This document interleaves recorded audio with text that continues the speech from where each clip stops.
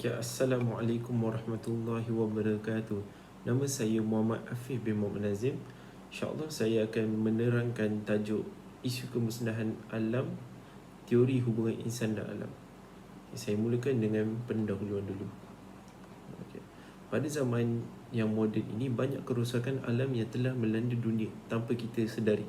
Pembangunan tapak perkilangan ibarat cendawan yang tumbuh di hari hujan. Ini kerana permintaan manusia dalam memuaskan keperluan dan kehendak mereka. Manusia terlalu mengutamakan keselesaan hidup mereka dari kehidupan semula jadi ini. Kerosakan ini secara tidak langsung telah mengganggu keunikan flora dan fauna. Seseorang insan dan alam tidak dapat dipisahkan. Ini kerana kita saling memerlukan antara satu sama lain, ibarat awur dengan tebing. Allah Subhanahu Wa Taala telah menjadikan manusia sebagai makhluk yang memerlukan udara untuk bernafas, air untuk diminum dan bermacam lagi nikmat yang diperlukan untuk mencukupkan keperluan hidup insan. Definisi alam sekitar atau bahasa Inggeris disebut sebagai environment membawa erti keadaan sekeliling atau keseluruhan. Oleh itu, sekiranya berpandukan kepada terjemahan literal, maka perkataan alam sekitar adalah berpandu kepada apa sahaja yang melingkungi manusia. Bagaimanapun, secara spesifikasinya, perkataan alam sekitar merujuk kepada fenomena fizikal yang ada biotik dan abiotik yang melingkungi satu organisma suatu organisma. Fenomena fizikal ini termasuk juga fenomena yang berkait dengan iklim dan cuaca. Maksud insan manusia pula, definisi manusia adalah perkataan manusia atau insan dalam bahasa Arab berasal daripada perkataan an-nisa yang bermaksud yang boleh didekati atau dijadikan kawan. Daripada perkataan inilah lahirlah perkataan an-nasiyah dan insan ni yang memberi makna berperi kemanusiaan dan kemanusiaan. Firman Allah, "Wa ma khalaqtul jinna wal insa illa liya'budun", yang bermaksud tidak aku jadikan jin dan manusia melainkan untuk menyembahku. Pendapat kedua pula menyatakan perkataan manusia itu berasal daripada perkataan nasiyah yang bermaksud lupa. Namun begitu, pendapat itu agak lemah. Oleh itu, ahli bahasa berpendapat pandangan yang pertama itu lebih sahih. Secara ringkasnya, manusia yang disebut dalam ayat ini mempunyai tugas-tugas tertentu yang perlu dilaksanakan dalam hidupnya. Assalamualaikum warahmatullahi wabarakatuh. Pada slide yang seterusnya ialah objektif penulisan. Objektif penulisan ini memberitahu tentang hubungan insan dan alam dengan menggunakan daya fikiran yang meluas dari segi semua aspek. Objektif kajian ini juga mendedahkan bagaimana hubungan insan itu terjalin dengan sumber alam semula jadi ini. Terdapat banyak faktor dan informasi yang boleh guna pakai menjadikan hubungan insan dan alam menjadi lebih erat. So, objektif yang pertama iaitu apa itu hubungan insan dan alam. Yang kedua ialah kepentingan dan keistimewaan penjagaan alam. Dan yang ketiga, relevankah penjagaan alam terhadap insan. Yang terakhir ialah kesan daripada hubungan penjagaan alam oleh manusia. Kembali kepada isu kemusnahan alam.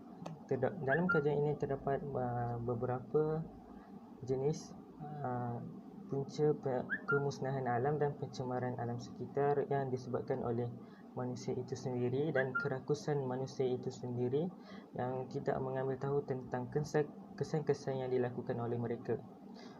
Pencemaran alam sekitar atau kemusnahan alam ini boleh didefinisikan sebagai sesuatu perkara yang mengotorkan alam sehingga boleh menjejaskan ekosistem di sesuatu negara dan ekosistem di muka bumi ini. Pada era pemodenan menderaskan lagi pembangunan negara, pelbagai projek yang dibangunkan oleh sesuatu negara itu tanpa menghiraukan kesan-kesan terhadap alam sekitar. Pencemaran alam sekitar telah menjadi salah satu masalah yang tidak dapat dielakkan oleh negara kita. Negara kita sebenarnya terhimpit antara meningkatkan pembangunan setaraf dengan dunia maju dan menjaga kebajikan alam sekitar yang perlu dipelihara untuk masyarakat. Bab kata pepatah, ditelan mati emak, di luar mati bapa. Antara punca utama yang menyebabkan kemusnahan alam atau pencemaran alam sekitar disebabkan oleh tangan manusia kita sendiri yang tidak pernah memikirkan keadaan sekeliling. Okey, kesan pencemaran alam sekitar ini disebarkan melalui media massa, namun manusia yang tidak memikirkan ini, yang tidak mencintai alam ini akan memandang benda itu sesuatu benda yang remeh-temeh dan tidak mendatangkan masalah bagi mereka. Okay, so sifat materialistik yang ada dalam masyarakat pada hari ini juga sesuatu yang susah untuk kita menguranginya kerana mereka tidak mengambil tahu atau tidak mengambil berat tentang permasalahan ini. Oleh demikian itu, pihak berkuasa seperti Jabatan Alam Sekitar perlulah membuat pemantauan di sesuatu kawasan bagi menjaga alam tersebut. Okay, selain itu, masyarakat juga perlu atau berpesan-pesan terhadap antara satu sama lain untuk menjaga alam yang dicintai ini atau alam yang indah yang dikurniakan oleh Allah Subhanahu Wa Taala. Antara punca utama yang menyebabkan kemusnahan alam atau pencemaran alam sekitar disebabkan oleh tangan manusia kita sendiri yang tidak pernah memikirkan keadaan sekeliling. Okey, kesan pencemaran alam sekitar ini disebarkan melalui media massa, namun manusia yang tidak memikirkan ini, yang tidak mencintai alam ini akan memandang benda itu sesuatu benda yang remeh-temeh dan tidak mendatangkan masalah bagi mereka. Okay, so sifat materialistik yang ada dalam masyarakat pada hari ini juga sesuatu yang susah untuk kita menguranginya kerana mereka tidak mengambil tahu atau tidak mengambil berat tentang permasalahan ini. Oleh demikian itu, pihak berkuasa seperti Jabatan Alam Sekitar perlulah membuat pemantauan di sesuatu kawasan bagi menjaga alam tersebut. Okay, selain itu, masyarakat juga perlu atau berpesan-pesan terhadap antara satu sama lain untuk menjaga alam yang dicintai ini atau alam yang indah yang dikurniakan oleh Allah Subhanahu Wa Taala. Okey, yang pertama ialah kemusnahan dari segi udara atau pencemaran udara yang banyak berlaku di negara kita. Okey, kita boleh melihat banyak kilang-kilang yang dibangunkan oleh kerajaan dan pihak swasta untuk melakukan proses-proses untuk membuat barang-barangan tertentu. So daripada kilang-kilang inilah menghasilkan banyak asap-asap yang tidak diperlukan oleh bumi, kerana asap-asap ini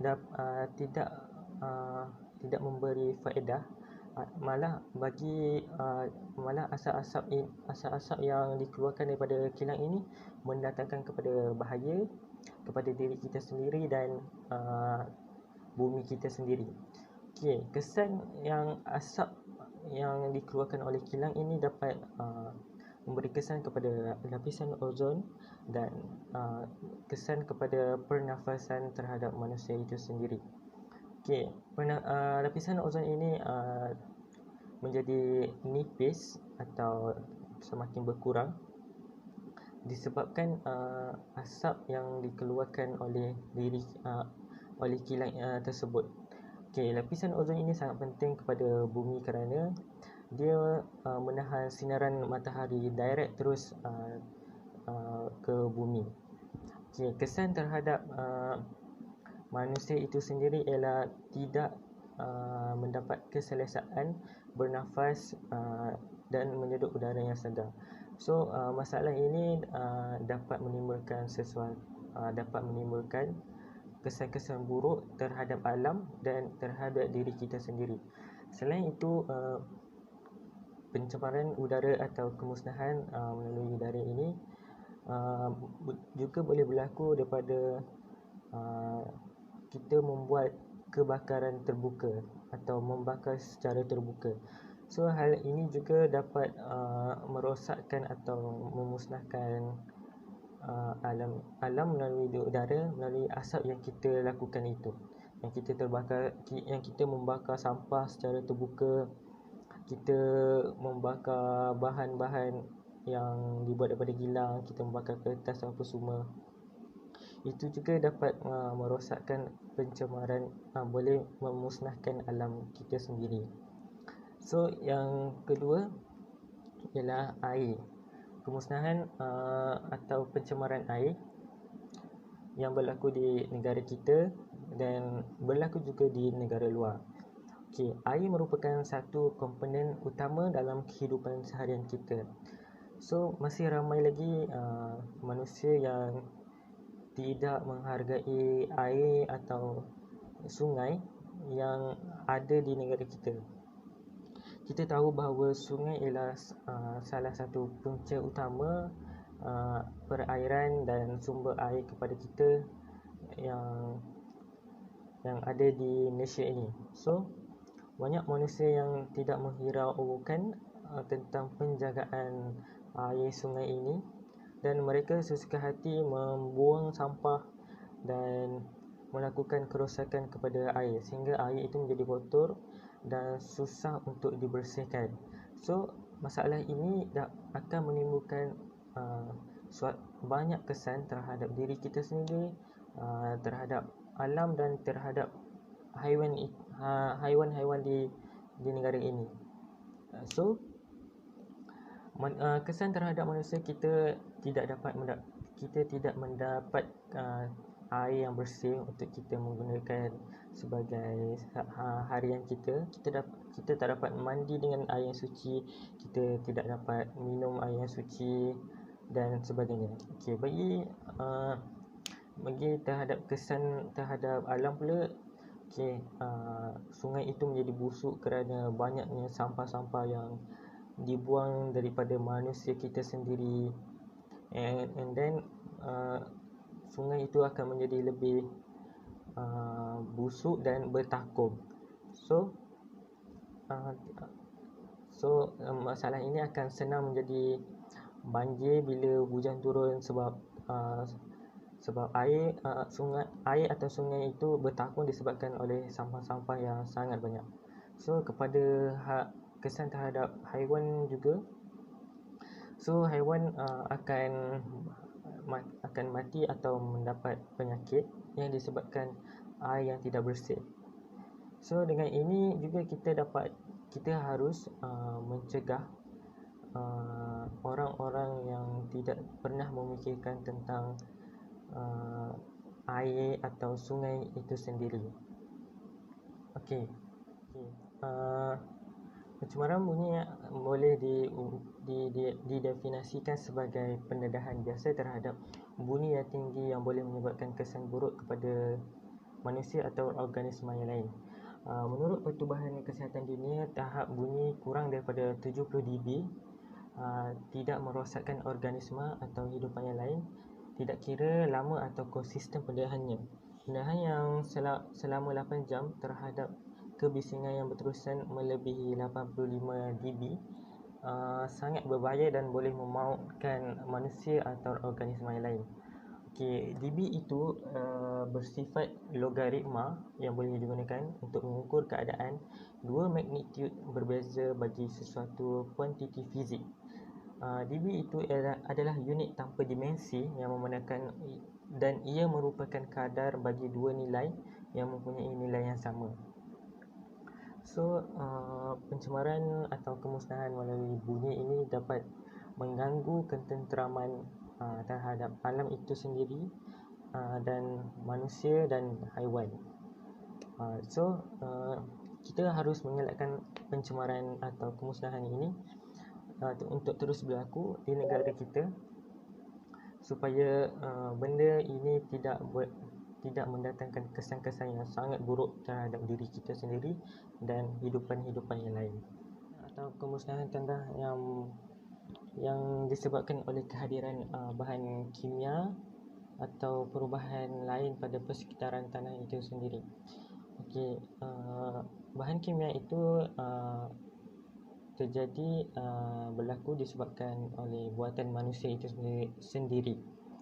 Okey, dan bahan kimia itu disebabkan oleh aktiviti industri bahan kimia pertanian atau pelebusan yang tidak sewajarnya.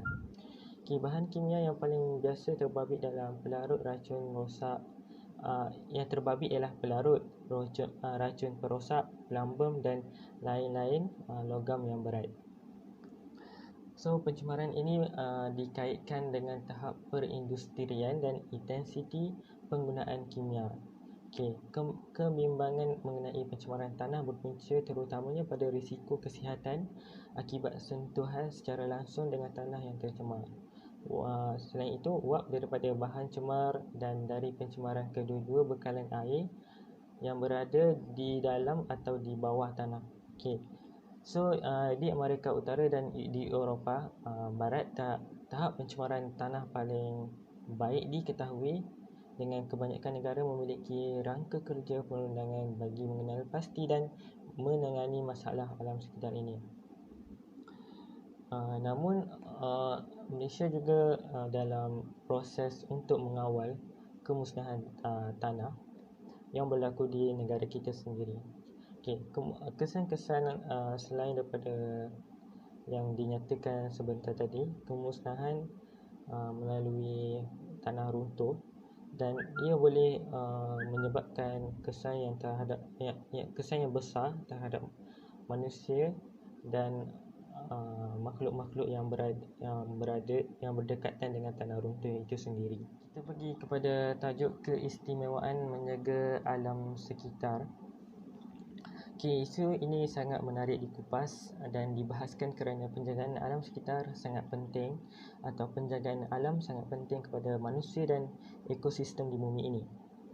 Okey, alam sekitar merupakan sumber utama setiap makhluk yang bernyawa di atas muka bumi, contohnya sumber air, udara, tanah dan sebagainya. Alam sekitar ini juga dapat memberi banyak manfaat dari segi kemajuan ekonomi negara, kesihatan kepada manusia dan haiwan. Ia juga dapat menarik pelancong daripada luar negara untuk datang ke negara kita dan menikmati keindahan alam yang ada di negara kita. Okey. Mengikut laporan berita, berlaku punca pencemaran alam sekitar yang disebabkan individu yang tidak bertanggungjawab, yang tidak memikirkan risiko yang berlaku hanya kerana memuaskan tamak pada diri sendiri. Mengikut laporan berita Astro Awani pada Mac 28, 2020 menyatakan punca insiden pencemaran air berlaku disebabkan pembuangan sisa ke dalam sungai. Okey. Kat sini kita dapat melihat isu yang sangat penting yang patut kita dibahaskan atau kupas. Kat sini kita dapat melihat manusia tidak lagi mementingkan keistimewaan sungai itu sendiri dan tidak memikirkan tentang kemusnahan yang mereka lakukan selepas apa yang dilakukan oleh mereka. Okey, di sini hak penjagaan sungai itu sangat penting kerana kita tahu yang sungai ini adalah punca utama air kepada kita dan haiwan-haiwan juga. So, kat sini kita harus menegaskan atau pihak berkuasa harus menitik beratkan hal ini kerana ia dapat merosakkan atau memusnahkan alam. Kerana semakin hari semakin banyak berlaku kemusnahan yang dilakukan oleh manusia dengan pembuangan sisa-sisa logistik atau sisa-sisa kilang yang tidak sepatutnya dibuang ke dalam sungai. So, hal ini sangat diambil berat oleh pihak-pihak yang tertentu untuk menangani masalah ini sendiri, masalah yang berlaku pada hari ini. Kesan kemusnahan alam terhadap diri seseorang. Artikel tersebut dapat mengubah cara pemikiran seseorang itu. Bencana alam tidak hanya menjejaskan fizikal manusia, malah ia memberikan impak yang besar terhadap mental seseorang manusia. Bayangkan, manusia boleh merasa sedih dan emosi mereka boleh terganggu akibat dari dugaan kecil yang berlaku terhadap mereka. Bayangkan pula mereka menghadapi bencana yang amat berat yang luar dari jangkaan mereka. Bencana adalah masalah global yang kompleks. Itu adalah kebenaran hidup kita yang tidak dapat dielakkan. Setiap tahun individu dan masyarakat dilanda bencana yang mengganggu kesihatan mental dan kesejahteraan mereka. Pembangunan ekonomi dan sosial di seluruh dunia sering terganggu oleh bencana alam. United Nations International Strategy for Disaster Reduction mendefinisikan bencana sebagai gangguan serius terhadap fungsi komuniti atau masyarakat yang menyebabkan kerugian manusia, material, ekonomi dan atau persekitaran yang meluas yang melebihi kemampuan komuniti yang terlibat atau masyarakat untuk mengatasi menggunakan sumbernya sendiri. Bencana alam adalah akibat daripada sebab semula jadi seperti siklon, gempa bumi, tsunami dan siklon tropika. Bencana buatan manusia disebabkan oleh tindakan manusia, termasuk konflik keneteraan, keganasan, kerusuhan politik dan kemalangan industri. Dia lebih jauh berpendapat bahawa terdapat konseptualisasi bencana yang dangkal dari segi alam dan buatan manusia.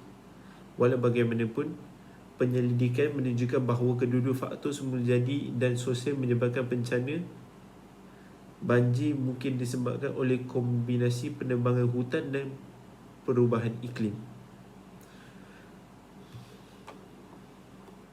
Okey, insya-Allah rumusan untuk artikel ini adalah, dengan apa yang telah berlaku terhadap dunia ini, pencemaran yang melanda di bumi Allah yang nyata ini adalah tindakan tidak dinafikan lagi berlaku disebabkan oleh manusia itu sendiri yang tidak cakna terhadap masalah sekeliling.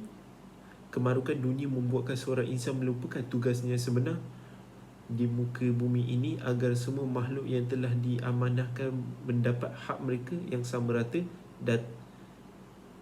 dan keselesaan hidup mereka juga terjamin tanpa menjejaskan sedikit pun kesesakan manusia. Hakikatnya manusia diciptakan oleh Allah dengan dua potensi, iaitu manusia yang mempunyai nilai positif dan nilai negatif. Manusia yang positif adalah mereka yang mempunyai nilai diri yang tinggi dalam dirinya, seperti taat kepada perintah Allah, berasa hormat kepada manusia yang lain dan menyayangi diri sendiri. Manakala manusia yang negatif adalah manusia yang menjejaskan diri dengan perkara yang bercanggah dengan nilai yang baik. InsyaAllah untuk menjadi manusia yang lebih baik, Hasan Banna telah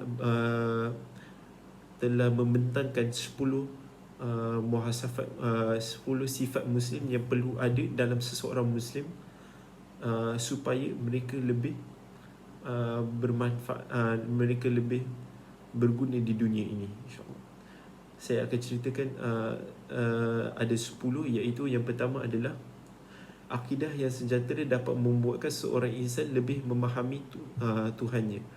So apabila akidahnya kukuh, mereka tahu apa objektif hidup mereka, mereka tahu apa yang mereka sembah, mereka tahu apa yang mereka takut. Jadi mereka tahu mereka akan mendengar apa-apa larangan yang diberikan oleh Tuhannya kerana akidah mereka kukuh.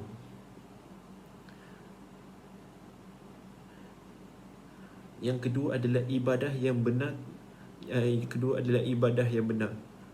Kita dapat lihat bahawa Rasulullah SAW sendiri adalah orang yang maksum, adalah insan yang maksum dan sentiasa beribadah kepada Allah. Kerana manusia ini sentiasa lupa.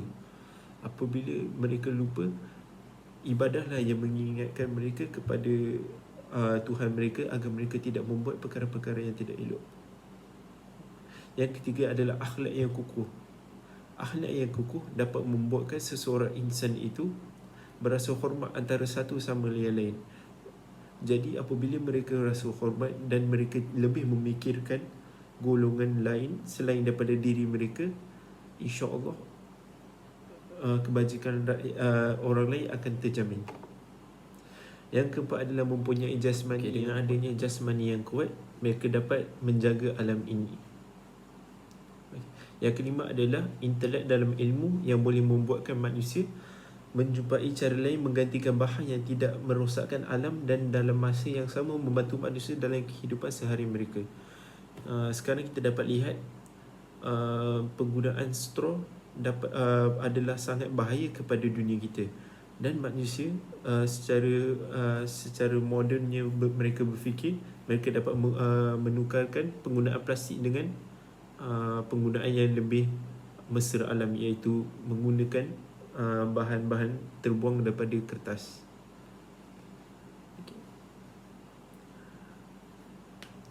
Yang keenam adalah berjuang melawan nafsu dengan mengurangkan kehendak sendiri dan lebih memikirkan menaikkan martabat golongan susah. Apabila mereka tidak meletakkan nafsu sebagai Tuhan mereka,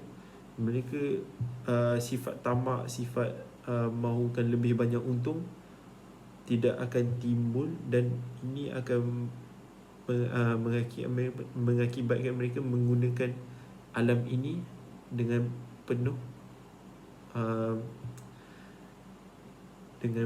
penuh rasa mengikut logik. Yang ketujuh adalah menjaga masa. Jikalau seorang itu menjaga masa dengan melakukan perkara yang bermanfaat, maka tidak akan terdetik sedikit untuk melakukan perkara yang dapat menyakitkan insan dan alam ini. Yang ke-8 adalah teratur dalam segala urusan, dapat menolong seorang insan tahu bagaimana menggunakan sumber alam tanpa membazirkannya dengan membuat keputusan yang tidak selari dengan tujuan utamanya. Yang ke-9 adalah memiliki sifat kemampuan usaha sendiri agar semua insan dapat membantu dalam memberikan alam ini tempat yang lebih selamat untuk meneruskan kehidupan mereka. Yang terakhir adalah bermanfaat kepada orang lain. Dengan adanya insan yang rasa cakna dalam diri untuk memberi manfaat kepada orang lain, manusia bekerjasama dalam menuju keharmonian dunia. InsyaAllah, itu saja.